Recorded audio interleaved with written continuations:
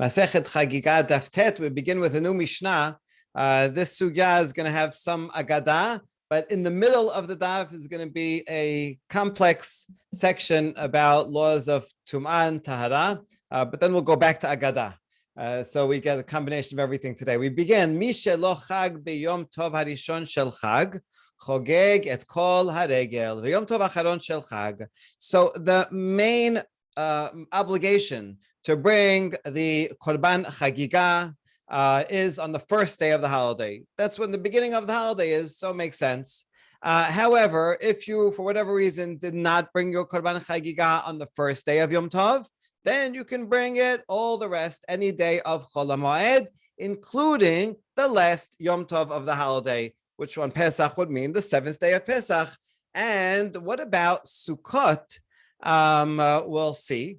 Avad haregel velo chag eno chayav ba'achariyuto al ze ne'emar me'uvat lo yuchal litkon vechesron lo yuchal lihimanot. However, if the holiday finished, even the last day of Yom Tov is gone, and now you say, "Oh, I never got a chance to bring my Korban Hagigah," you are not responsible for bringing a substitute after the holiday is gone. Then we apply the pasuk from Kohelet, something that's crooked, that cannot be made straight anymore. It's something missing that can no longer be counted, can no longer be numbered. So day one is the main day. You could make up from day one any day of the holiday. After the holiday, sorry, too late. And that could happen if someone has a korban they designate and maybe it got lost or stolen and they couldn't get a new one, right? So it could very well happen that they didn't get a chance to make it up. There's no makeups after the holiday is over. Okay, so that's one application of this pasuk in Kohelet. Once we quote the pasuk in Kohelet, we add a couple of more things that are mistakes that cannot be rectified. Rabbi Shimon ben Menasya omer, Ezu me'uvat she'eno yachol litaken, ze haba.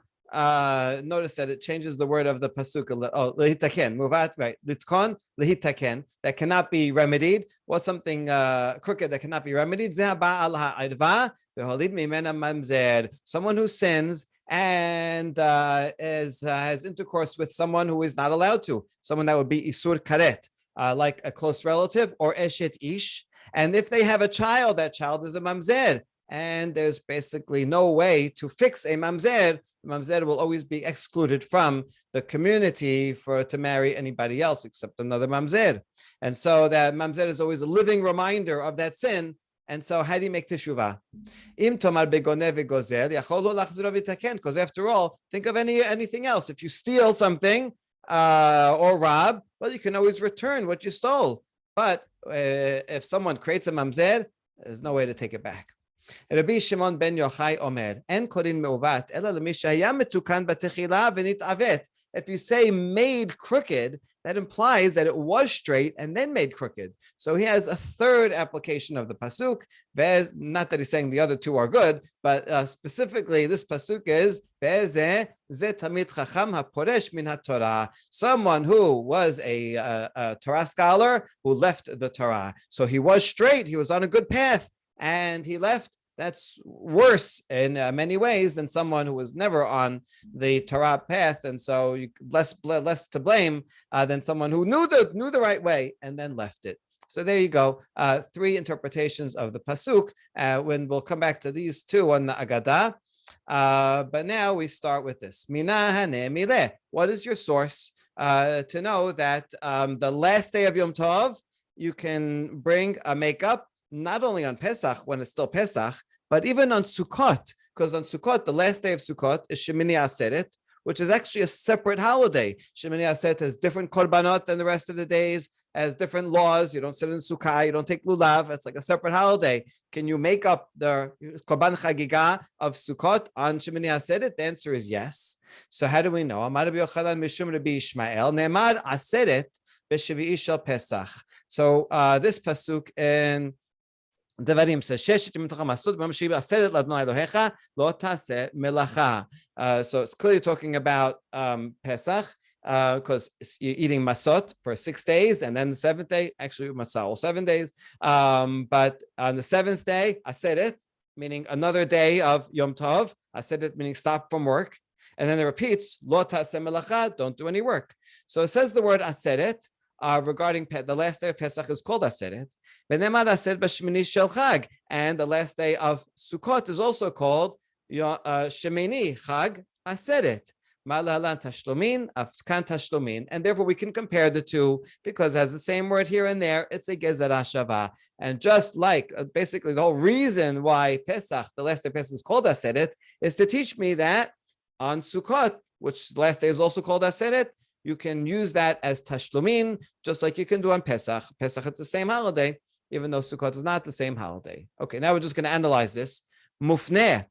You better make sure that the word aseret regarding Pesach is extra. De'ila extraneous, meaning I don't need it for its context. De'ila mufneh ikal mifrach. The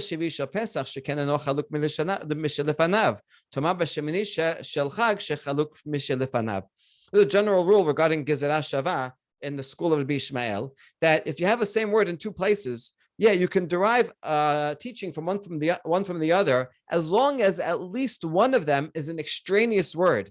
If that word is necessary for that Torah context, then you can't use it to make another connection.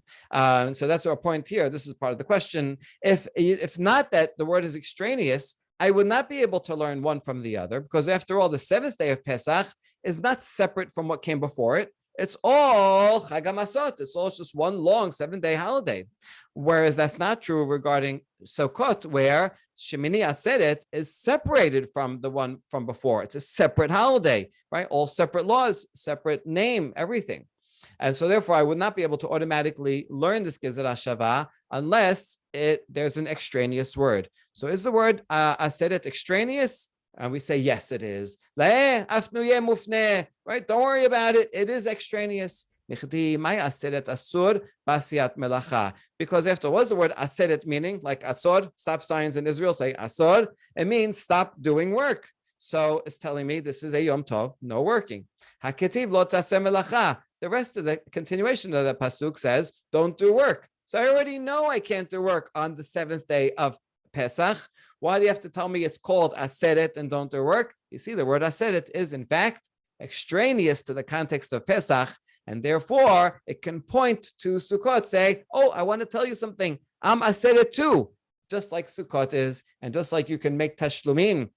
If you forgot a korban on the other 6 days of Pesach, you do it on the 7th day. So too, if you didn't get a chance to bring a korban on the 7 days of Pesach, you can bring it on Shemini Aseret.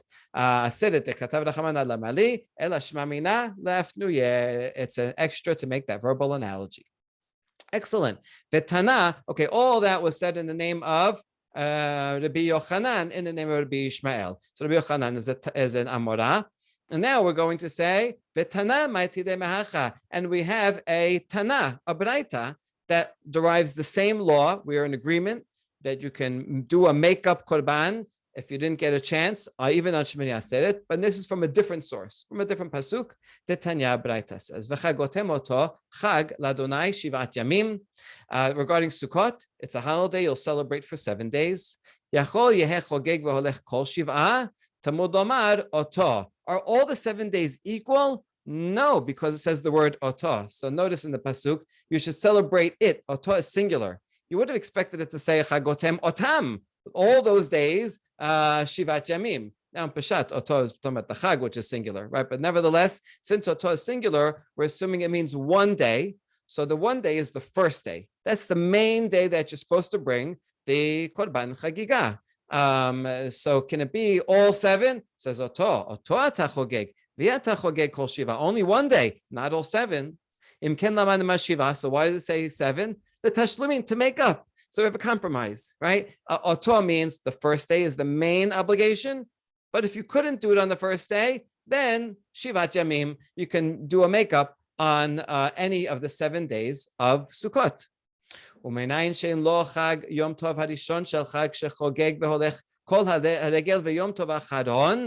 what if you didn't get a chance to do it on the first day, or even on the next 7 days? How do you know that you can even bring it on Shemini Atzeret? So now look at the full pasuk. That's oto. So that's one day. Then it says Shivat Yamim Bashana, so that's 7 days. In the 7th month, and we're reading that as like the whole month. It sounds like in the entire month of Tishrei, Tachogu, you can bring a korban. And so now we have yet another time that is different from the others. So what do you do with the month? Should we take that literally? I could bring korban Hagigah the whole month of Tishrei? No, only one day. And not outside it. So therefore, we make a big compromise of all 3 words. The word oto teaches me that the main obligation is the first day of Sukkot. The Shivat Yamim tell me that I can do a makeup for the 7 days of Sukkot. And then the word Chodesh comes to add one more day, meaning Shemini Aseret, but not the full month, because after all it says Oto, only, that's a limiting word. So between the limiting word and the expansive word, I add one more day, which is Shemini Aseret. And so therefore we come to the same conclusion as we did before, that just like on Pesach, you can make up all the days of Pesach, including Yom Tov Acharon, so too on Sukkot, you can make up even on Shemini Aseret. All right, so we established that.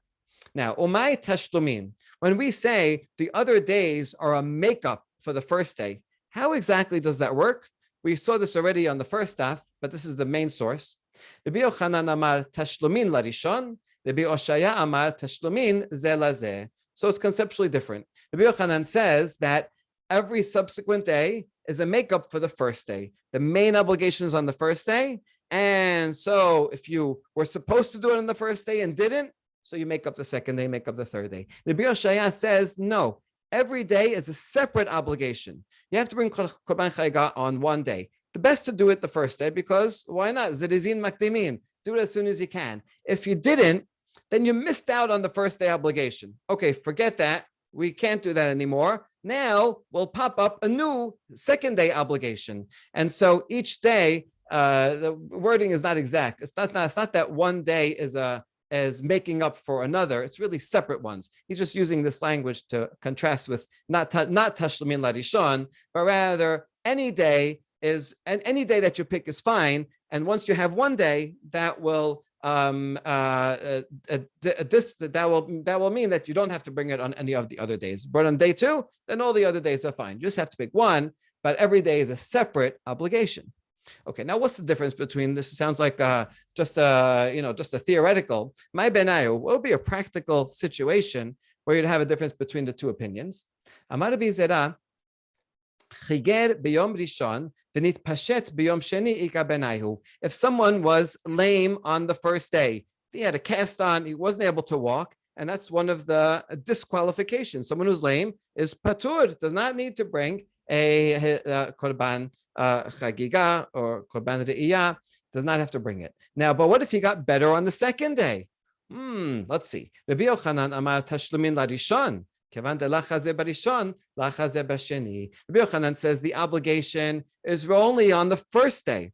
And since he was lame on the first day, so therefore he was not obligated to bring a korban. And since he wasn't obligated on the first day, there's no need to make it up, right? Once you're exempt, you're exempt. You're exempt from that obligation the first day. There's nothing to make up. And so he would not bring it any other day. Rabbi Yoshaya says each day is a separate obligation. So it's true he was exempt on the first day, but now the second day he got better and now he can walk. Well, then now it's a separate obligation on the second day. So therefore it's not a makeup, but rather a new obligation. Good. Even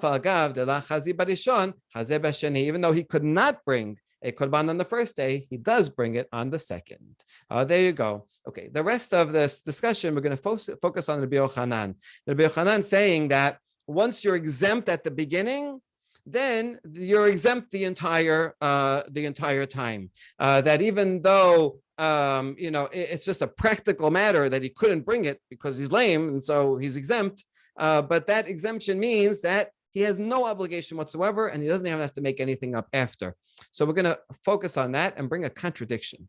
Okay, this contradiction is a little bit complex because we're talking about a totally different subject of Nazir. So we say, Omi amar Rabbi Yochanan hachi. Did he say this? Okay, now an introduction to the laws of Nazir. Someone who says, I'm going to be a Nazir, let's say the standard amount, 30 days. If he makes it to the end of 30 days, fantastic. But let's say he becomes Tameh. On purpose, by mistake, doesn't matter. He becomes Tameh sometime in the middle. Well, that Nazir, he has to become pure first. He's got to wait 7 days, make sure not to touch anything Tameh. And on the 8th day, he brings Korbanot.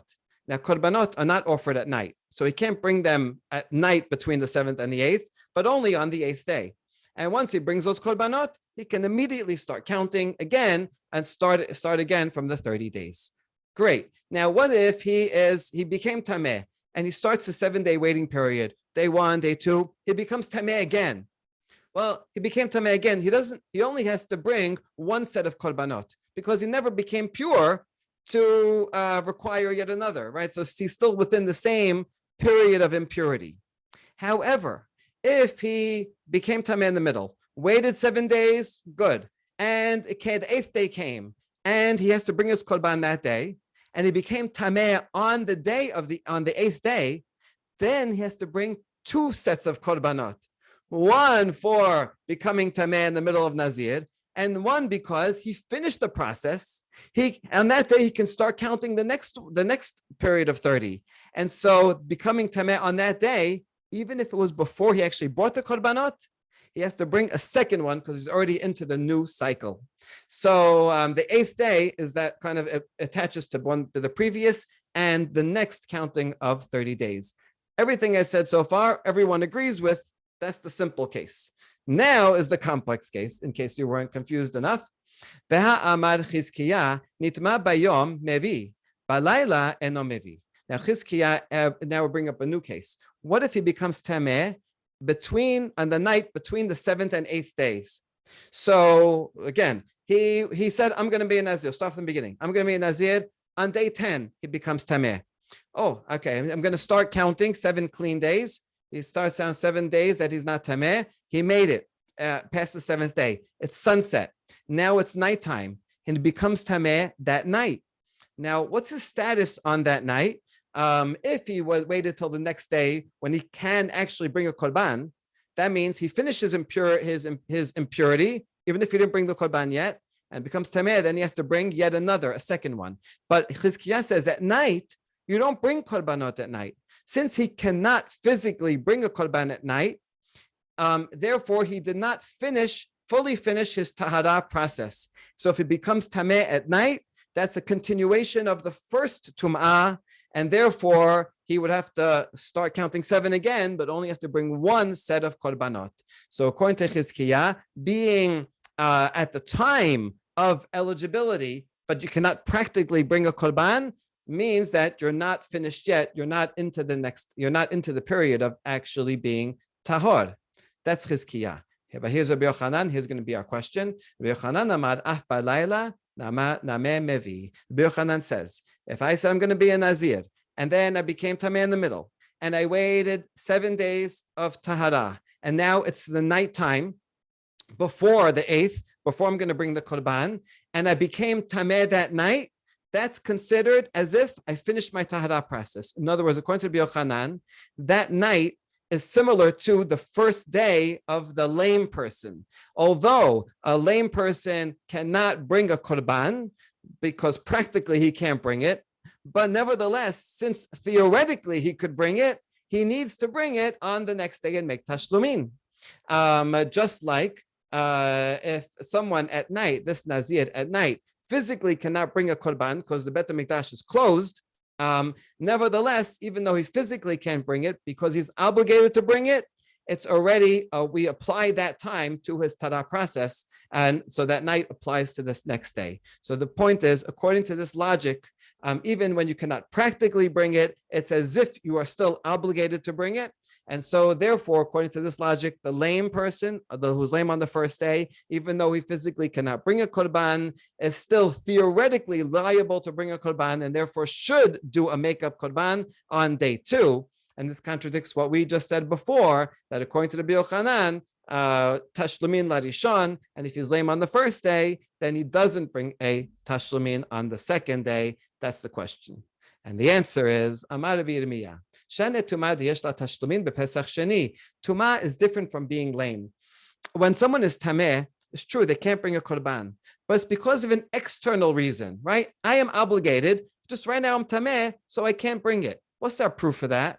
Because like Pesach Sheni, first Pesach comes around, I am obligated to bring a korban Pesach. I can't physically come to the Bet HaMikdash because I'm tameh, so I do a makeup on Pesach Sheni. So when you're talking about Tumah and Tahara, then it's the same thing as with Nazir. If he is tameh, so it becomes tameh at night. Okay, but that's just an external thing. He himself is obligated to bring a korban, and therefore, even though the Bet HaMikdash is closed, he still is obligated, and therefore is already into the process of the next period of tahara. And that's different from being lame. Lame is an intrinsic disqualification, and if a person is lame on the first day, he is totally exempt, not just theoretically exempt, and that's why there's no tashlumin. And so you can't compare someone who is lame to a nazir or other types of tum'ah. So far, so good. It gets a little more complicated. Matkif ladav papa hani chalemanda mar pesach sheni tashlumin dirishon. Okay, your answer is okay for the person who said that the Pesach Sheni is a makeup for Pesach Rishon. There was one opinion like that. But there's another opinion that we did see back in Masechet Pesachim that says Pesach Sheni is a separate obligation. It's a new one, right? If you didn't get a chance to do Pesach Rishon, you lost out on that chance, but you can do another similar mitzvah called Pesach Sheni. According to that, you can't tell me that tum'ah is different because tum'ah is something extrinsic, and so you can always make up tum'ah, right? Because in Pesach Sheni, actually, no, you couldn't make up the first tum'ah. You have to do a new holiday called Pesach Sheni. So we need a new answer for Rabbi Yochanan. Ela amara papa kasaba Rabbi Yochanan laila eno mechusar zeman. Oh, Rabbi Yochanan thinks that the nighttime belongs to the day. The nighttime is not considered something that, the day has not arrived yet. So therefore, regarding the person who was lame on the first day, he's lame the entire first day of the holiday, and therefore totally exempt because the first day is the main obligation. That's not the same as the Nazir, who was obligated to bring his korban on the 8th day. And the nighttime, even though the Bet HaMikdash is closed, is still considered as if the day has already arrived. So Rabbi Yochanan thinks that Laila does not discount from the time. The nighttime is like the daytime, and he has to bring a korban. Since he has to bring korban, even though he practically can't because it's closed, it's still considered the next day. So if it becomes tameh at night, he has to bring another second set of korbanot. And this would answer the question. All right, but we're not happy with this yet either. Does Rabbi Yochanan really consider the night to be part of the day? Well, he doesn't in the following case of Zav. Okay, this will be the last major complication.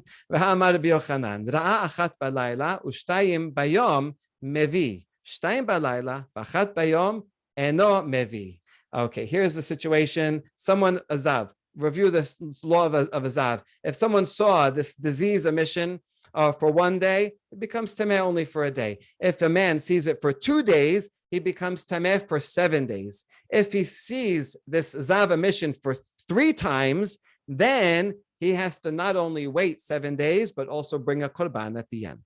Good. So now that's what we have this guy. He saw this Zav emission 3 times. He waits 7 days. And now on the 8th day, he's going to bring a korban. But what if he becomes another Zav again that night and the next day, the 8th day night, and then the next day during the day on the 8th? Well, it depends. If he sees 1 emission at night and 2 during the day, then he has to bring another set of korbanot. The reason is because although he saw 1 time at night, that's a low level, so that doesn't break his tahara, so he completed his tahara process. When he sees a second time during the day, that second time then joins together with the one at night and shows the one at night wasn't a one-time event. now it pulls it towards the daytime, and now it's a second one during the day, making him a zav, and the third one making him a high level zav, and that makes it 3, and he has to bring a second korban.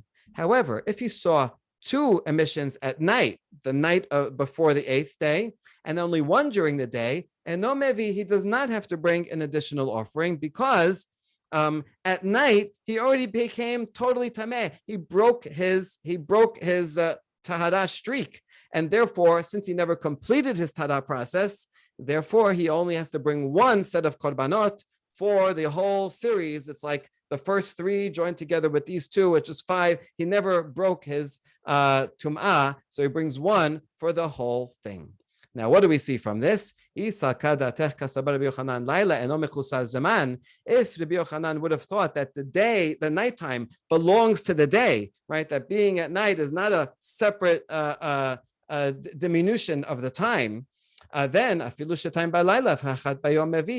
the case where he completed his days at 7 and he saw 2 more at night, those 2 should belong to the next day, and we should consider it as if he finished the first tahara process, and then these 2 at night would be part of the next day and be a new tum'ah and have to bring 2 even in this case. And yet he doesn't say that. So you see, Rabbi Yochanan does not think that the night belongs to the day.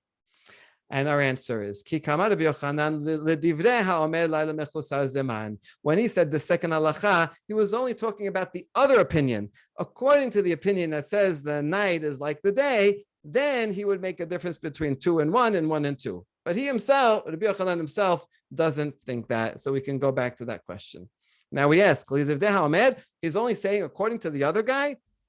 According to the other guy, Peshita, isn't that obvious?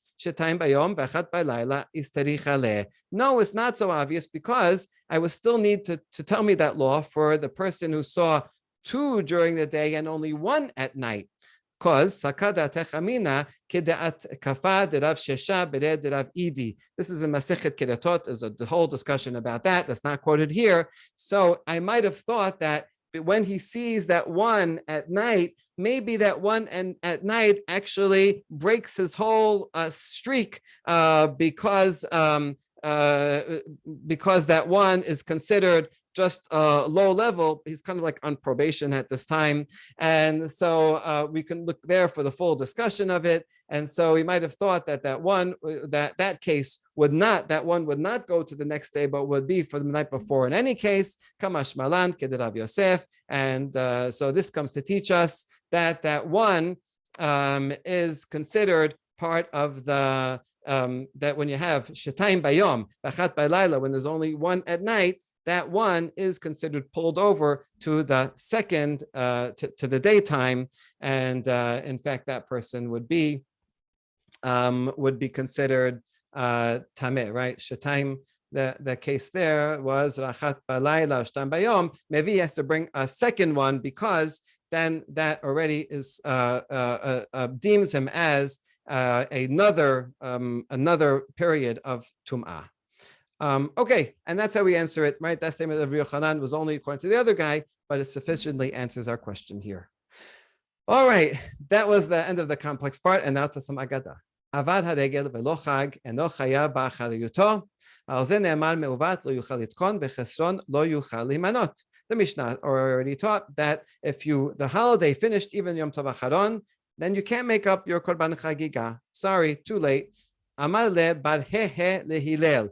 Badhehe, it's an interesting name. Some people say he was a convert like Ben Bagbag, and explain the he and he as like the 2 he's that are added to Abraham's name and Sarah's name. And so he too joined the people of Israel, and that's why he's called he. All right. Anyway, he said to Hillel, Hi lehimmanot, lehimmalot mibai. How come the pasuk says this is something that is missing and cannot be counted? It shouldn't be that it's counted. You should have said cannot be filled. Or if something is missing and it can't be filled in, what do you mean counted? לדבר מצווה והוא לא נמנה עמהן. So he has another application. It's talking about someone who was manuhut, who was chosen, appointed with his friends to do a mitzvah. And he did not join in. In other words, his friends are all coming and saying, hey, let's go visit this person. Let's go make a minyan at the cemetery to help out a person to say Kaddish, right? And he says, no, count me out. That's why it says lihimanot, to be counted. Everyone's being counted for a mitzvah, and he excludes himself. That's what the pasuk is referring to.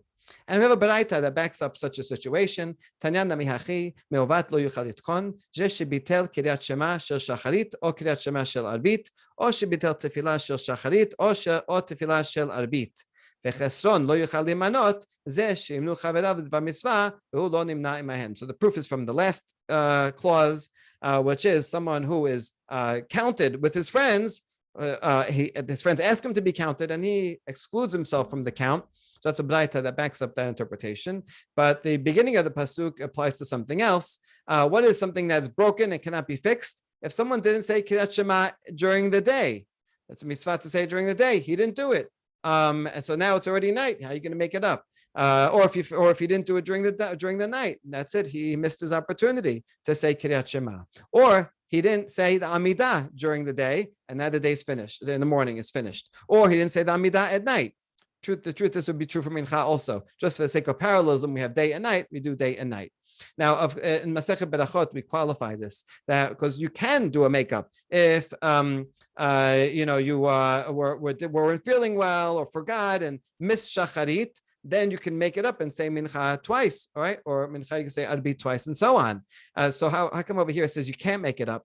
And the answer is Berachot. It says if you miss it on purpose, right? You say, oh, I know shacharit time, I'm available, but you know what? I don't feel like doing it now. I'll say mincha twice. No, if you miss shacharit on purpose, then you can't make it up mincha. Only if you overslept, you were sick, you forgot, then you can make it up. All right. Amar le bar hehe lehilel. Another thing that bar hehe said, "My dichtiv v'shavtem uriten ben sadik la rasha ben oved Elohim la'asher lo avado." Hainu sadik, hainu oved Elohim, hainu rasha, hainu asher lo avado. Right? This pasuk has two redundancies. How come it says then you'll discern between the righteous and the wicked, between one who serves God and one who doesn't serve God? Isn't that the same thing? Amar le avado velo avado talvayu sadike gemireninhu. And Hillel answers, says, no, they're not the same. There's the righteous and wicked, but the second category, they're both righteous. Someone who serves God and doesn't serve God. And the difference is between them, they're both righteous and they both learn a lot of Torah. But the one who's called he serves God, he reviews his study 101 times. The one who says he doesn't serve God, he only reviewed his study 100 times. He went over Daf Yomi only 100 times. He doesn't serve God. So we wonder about that. What? Because one time he did it 100 times, but not 101. You call that person that he doesn't serve his doesn't serve his creator? Yes. And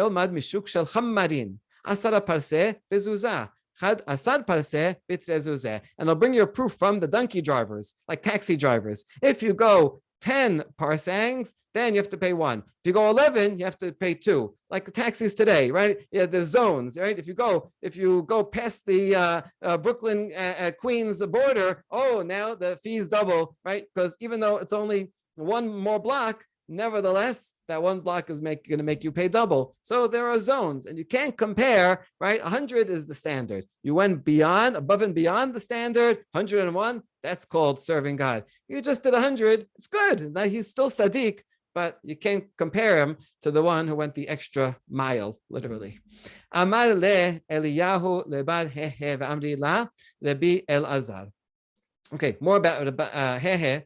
Eliyahu Navi comes and tells him, or some say he told Rabbi Elazar. My dichtiv hine sedafticha velo bechasef becharticha bechur oni. Yeshaya says, I have refined you.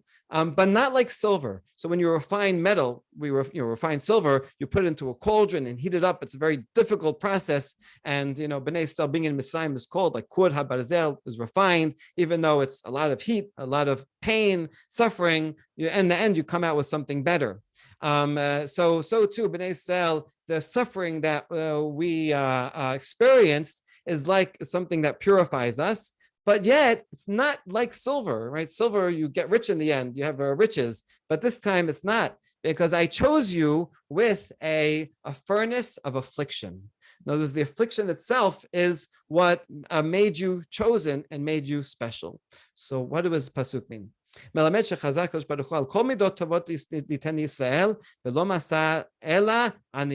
Hashem wanted to give the Jewish people something extra special, right? A greatest trait. And he found the best is poverty, right? This is like what Tevye says, right? If riches is a curse, then let me be stricken.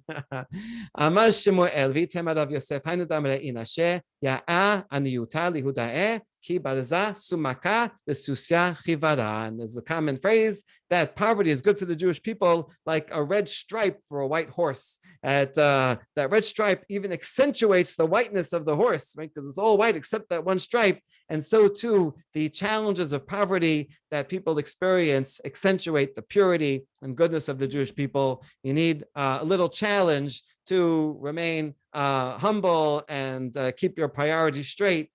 So hopefully not too much that you can't even survive.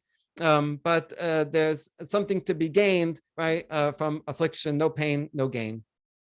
Good. Rabbi Shimon ben Menasya Omer, Ezehu me'uvat lo yuchal litkon. Going back now to the Mishnah. And he said a second interpretation. What does it mean? Something crooked that you can't fix? Someone who has illicit relations and gives birth to a mamzer. We ask, holid in, lo holid la, right? If she happened to get pregnant and had a mamzer, then it's crooked. But if they didn't have a child, no child resulted, then it's not crooked. I mean, that's okay. It's still prohibited. But then you would not apply the pasuk. Hold on, we have a braita that says the opposite. Hatanya, Rabbi Shimon ben Menasya Omer, Gonev Adam, Efshar Shechazir Genevo Vitaken. Gozel Adam, Efshar Shechazir Gezelo Vitaken. If someone either steals or robs someone, he can always return what he stole or robbed and fix his sin. Aval haba leshet ish v'asara lebaala nitrad min haolam v'halach lo. Someone who commits adultery with another man's wife, and now if she does it willingly, that's the law, right? If she is forced, a married woman is raped, she can go back to her husband. But if she willingly is unfaithful to her husband, she can never go back to her husband. So this person who the adulterer is caused this couple to break up, and they can never go back to each other. So this is something that is broken and can never be fixed. And that's what the pasuk applies to. And in this case, even if they don't have a child, even if there's no mamzer resulting, it's still he caused permanent damage. And so that's our question. How come the Mishnah said only a mamzer, only if it results in a mamzer, even if it results in a broken marriage, this baraita still applies the pasuk. Okay. Rabbi Shimon ben Yochai Omer, and Omer Bakeru Gamal. This is just a continuation of the Braita, not related to the question. Bakeru Chazir ela Bakeru Taleh. Ve'ezeh tamid hacham shepiresh min ha-Torah. No one says, go inspect the camel or go inspect the pig to see if it has any blemishes, to see if it can be brought as a korban, because those are non-kosher animals and can never be brought as a korban. Rather, what do you check? You check the lamb, because it could be brought as a korban, then you check for blemishes. And so what's the nimshal? Is a tamid chacham, someone who's not learned and not a bad guy, whatever. We don't check them for blemishes. But a tamid chacham who has potential, this person could be great, and yet he leaves the Torah, that's worse. In other words, it's worse to be a lamb and get a blemish than to be a pig. And who cares if there's a blemish on it or not? So this is just to bring in nimshal for the opinion that he already said in the Mishnah. Rabbi Yehuda ben Lakish Amar, Kol tamid hacham shepiresh min haTorah, alav hakatuv omer, kesipor nodedet min kina, ken ish noded mimekomo. V'omer, ma maseu avotechem bi avel, ki rachaku me'alai. Okay, we're still continuing the Braita, and he says, and a sage who left the Torah, we say about him these two pesukim, like a bird that wanders from his nest. You had a place, you knew where you were, you had a home, and you were in Torah, and now you left it, you lost out. And what did Yirmiyah says? What did your forefathers find in me? What bad did they find in me that they left? Right? What Hashem says, what have I done bad to them that they went to Avodah Zarah? I always took care of them. And so those who were in and were being taken care of, and they leave, that's something crooked and it was straight and now it became crooked. And that's the worst thing. Okay, so now back to the question. The question was, the Mishnah said some illicit relation that results in mamzer cannot be fixed. And the Braita said, no, illicit relationship that causes a marriage to break up, that's something that cannot be fixed, even if it does not lead to a mamzer. So how do we regard this? How do we resolve it? La kashya. We're going to have three resolutions, and that'll be it. Kan ba'achoto penuya, kan be'eshet ish. If someone would have relations with his sister who is single, in that case, if they have no child, then there's no permanent after effect. It's a terrible, horrible thing to do, but they can make teshuvah.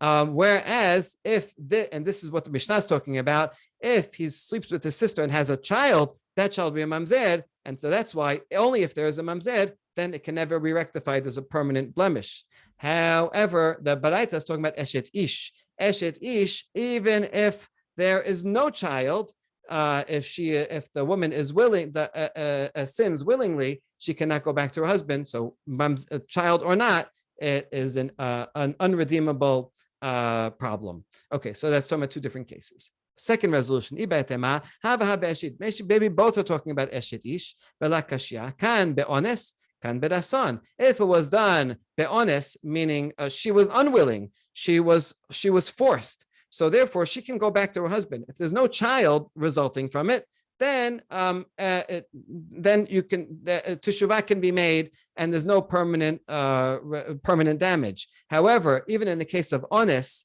if there is a child, the child is still a mamzer, right? Even if a woman is raped and has a child, still it's not with her husband, and even though she didn't do anything wrong, nevertheless, this child is not from her husband and therefore is a mamzer, and that the man has that responsibility, the rapist has that responsibility. That is something that can never be rectified because you have a mamzer there. So kan berason, whereas the Baraita, which says even if there's no child that results, still is permanent damage because she did it willingly and she cannot go back to her husband. Third possibility, maybe both are talking about a forcible rape. Regarding a kohen, even if his wife was raped, she cannot go back to him. And so therefore, that would be the Braita is talking about that case. That's permanent problem, no matter what, even if there's no child. Kan be'eshet Israel, whereas the Mishnah is talking about eshet Israel. If she was raped and no child resulted, then there's no permanent problem. Whereas if a child did result, then the child would be a mamzer, and that's a permanent reminder of the sin that can never be rectified. And so that is the third answer of the application of something that is broken and can never be fixed. All this we just brought as a tangent to the korban, which has a tashlumin for the rest of the holiday, but after the holiday cannot be rectified. Baruch Adonai Le'olam, amen ve'amen.